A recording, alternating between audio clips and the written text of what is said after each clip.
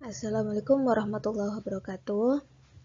Hari ini kita lanjutkan materi tentang tuntunan perawatan jenazah.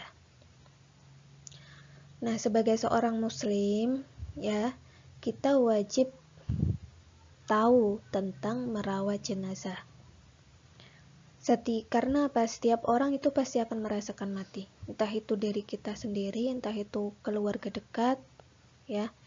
Jangan sampai ketika ada keluarga yang meninggal, kita tidak tahu cara merawatnya. Karena itu adalah suatu kewajiban kita sebagai seorang muslim, dan itu juga hak dari jenazah itu sendiri. Maka kita wajib mempelajari ini dengan baik dan sesuai dengan syariat Islam yang sudah diajarkan. Nah, bagaimana caranya? Kita akan bahas bersama.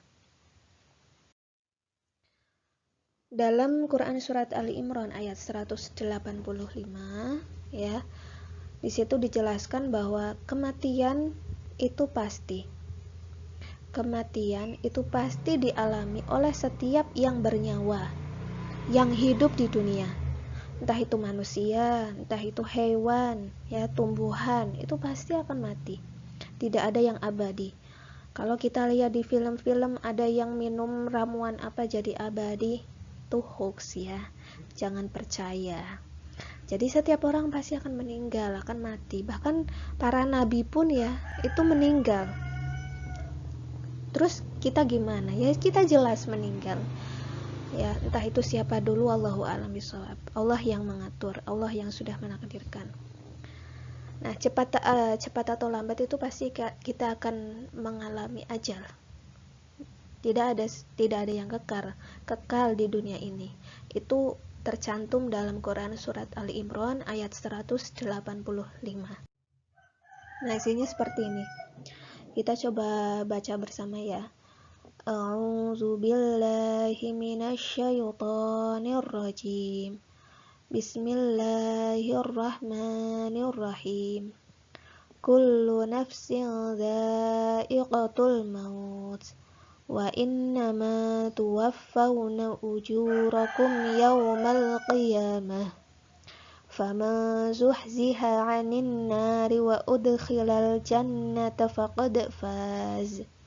Wa mal hayatud dunya illa mata'ul ghurur. Artinya, setiap yang bernyawa akan merasakan mati. Dan hanya pada hari kiamat sajalah diberikan dengan sempurna balasanmu. Barang siapa dijauhkan dari neraka dan dimasukkan ke dalam syurga, sungguh dia memperoleh kemenangan. Kehidupan dunia hanyalah kesenangan yang memperdaya. Di dalam ayat ini kita diberi petunjuk oleh Allah untuk selalu mengutamakan akhirat. Kita boleh bekerja, kita boleh melakukan kehidupan seperti biasanya. Tapi jangan sampai kehidupan dunia itu memperdaya kita, sehingga kita meninggalkan hal-hal yang membawa kita kepada surga kelak. Karena pasti kita akan merasakan mati, dan ketika kita sudah mati, kita akan mempertanggungjawabkan seluruh perbuatan kita yang sudah kita lakukan di dunia. Nah, kapan kita meninggal? Wallahu a'lam. Jadi tidak ada seorang pun yang tahu kapan datangnya kematian itu. Bahkan presiden, bahkan nabi pun tidak tahu kapan akan meninggal. Karena ketika ajal sudah datang, itu kita tidak bisa mengundurnya. Kita tidak bisa menyogok malaikat untuk mengundurkan waktu kematian kita. Jadi tiba-tiba datang. Kaget ketika ada berita ini meninggal, aduh gak percaya, padahal kemarinnya sehat. Nah itu kita tidak tahu, tidak ada yang tahu kapan kita meninggal. Dan ketika kita sudah waktunya meninggal, tidak bisa kita undurkan. Di situ juga ada dalam Quran surat Yunus ayat 49. Coba dibaca bersama. A'udzu billahi minasyaitonir rajim. Bismillahirrahmanirrahim. Qul la amliku li nafsi darran wa la naf'an illa ma syaa Allah. Likulli ummatin ajal. Idza jaa ajaluhum fala yastakhiruna sa'atan wa la yastaqdimun. Artinya, katakanlah Muhammad, aku tidak kuasa menolak mudarat maupun mendatangkan manfaat kepada diriku, kecuali apa yang Allah kehendaki. Bagi setiap umat mempunyai ajal, batas waktu. Apabila ajalnya tiba, mereka tidak dapat meminta penundaan atau percepatan sesaat pun. Nah, pada saat seseorang dalam atau tengah menghadapi keadaan sakaratul maut, maka mereka itu, seseorang tersebut akan diperlihatkan tempat mana yang akan mereka huni. Apakah tempatnya menyenangkan ataukah menyeramkan? Semoga kita diberikan tempat yang menyenangkan ya ketika nanti kita sudah meninggal. Oleh sebab itu, sebagai orang yang beriman, sebagai orang muslim, tindakan yang paling tepat apa ketika kita harus mengoptimalkan sisa-sisa usia kita? Tidak harus menunggu tua untuk bertaubat ya. Sekarang pun harus mulai sekarang. Jadi apa yang harus kita lakukan? Yang pertama, kita senantiasa bertaubat, beristighfar. Ketika kita melakukan suatu keburukan, langsung beristighfar dan berusaha untuk tidak mengulangi lagi. Kemudian yang kedua, kita berbuat kebaikan dan memperbanyak amal soleh. Amal soleh, sholat, mengaji, berbuat baik, berbakti kepada kedua orang tua, dan berbuat kebajikan kepada masyarakat, kepada sekitar, kepada lingkungan. Ya. Kemudian kedua hal tersebut harus kita maksimalkan mulai dari sekarang. Agar apa? Agar tidak ada penyesalan ketika kita sudah mengalami sakaratul maut. Kemudian bagaimana sih tanda-tanda orang akan mengalami sakaratul maut? Jadi di sini ada tanda-tandanya. Biasanya orang yang mendekati kematian itu akan mengalami beberapa hal berikut. Yang pertama, kakinya terasa lebih dingin. Ya, jari kaki dan tangan itu nampak hijau kebiru-biruan. Tanda yang kedua, telinganya nampak lebih pipih, lebih tipis lah. Kemudian yang ketiga, ketika mata bila disorot lampu itu sudah tidak bereaksi. Kemudian denyut nadinya mulai melemah dan mengeluarkan bau khas calon jenazah karena keluar kotoran. Nah, itu pada umumnya, biasanya. Nah, ketika kita bertemu atau menghadapi orang yang tengah sakaratul maut, bagaimana sih caranya kita menghadapinya? Jangan panik ya. Dalam Islam itu ada cara-caranya. Nah, ketika dalam kondisi tersebut, kita harus menunggu istilahnya.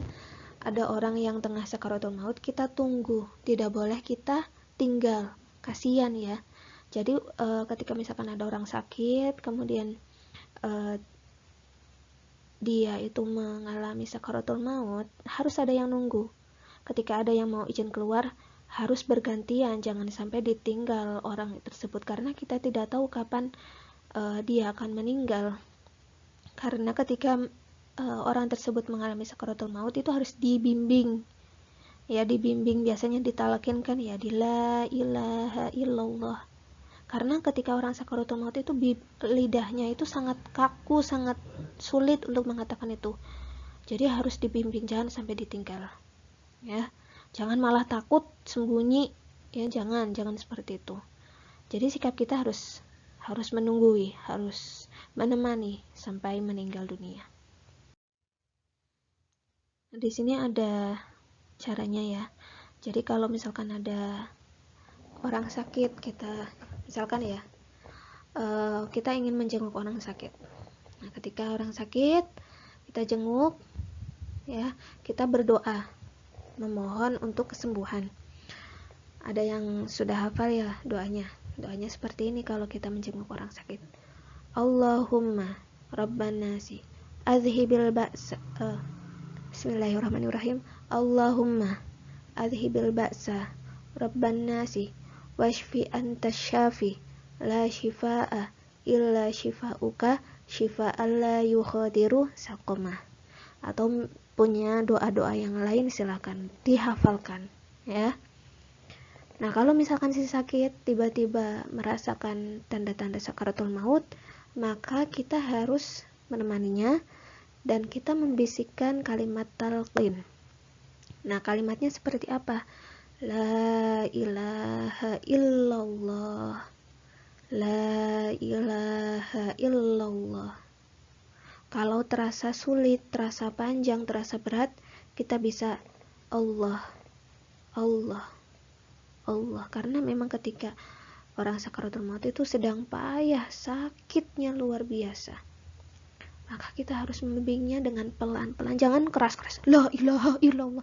Jangan seperti itu, harus pelan-pelan ya, sampai baik atau sampai kondisinya meninggal dunia. Nah, kalau sudah meninggal, kita ucapkan inna lillahi wa inna ilaihi roji'un. Nah, segera rapikan kondisinya ya, dari atas ke bawah.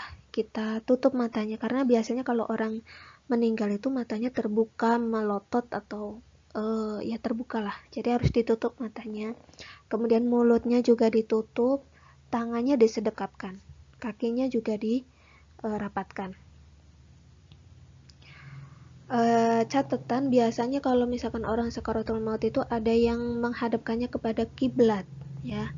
Jadi ada yang sakaratul maut sebaiknya memang dihadapkan ke kiblat, tapi kalau misalkan kondisinya tidak memungkinkan jangan dipaksakan ya. Jangan malah dipaksakan digotong di mana, karena yang itu sakitnya luar biasa, seperti dikuliti.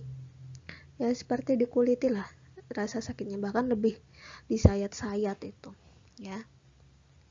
Kemudian ketika meninggal kita harus berusaha untuk pasrah, ikhlas, dan berbesar hati, tabah ya terhadap takdir yang sudah Allah tentukan, karena memang kematian itu adalah kepastian dari Allah. Seperti dalam Quran surat Al-Ankabut ayat 57 ya. Kalian bisa buka di masing-masing. Nah, setelah menghadapi sakaratul maut, ada 4 kewajiban yang harus kita lakukan terhadap jenazah tersebut. Apa saja kewajibannya? Kewajiban kita, yang pertama ada memandikan jenazah, kemudian ada mengkafani jenazah, kemudian ada mensolati jenazah, yang terakhir ada mengkuburkan jenazah. Nah, itu 4 yang harus kita lakukan kepada si jenazah. Itu hak dari jenazah tersebut ya. Harus urut, dimandikan, kemudian dikafani, disolati, dikuburkan. Itu dulu untuk materi perawatan jenazah, materi rukti jenazah. Silahkan kalian baca tadi ya, 4 hal yang harus kita lakukan itu di buku paket ada. Kalian baca dulu, kalian pahami dulu, nanti kita akan bahas di video selanjutnya. Untuk hari ini cukup. Semoga materi ini bermanfaat. Ibu minta maaf kalau ada salah. Wassalamualaikum warahmatullahi wabarakatuh.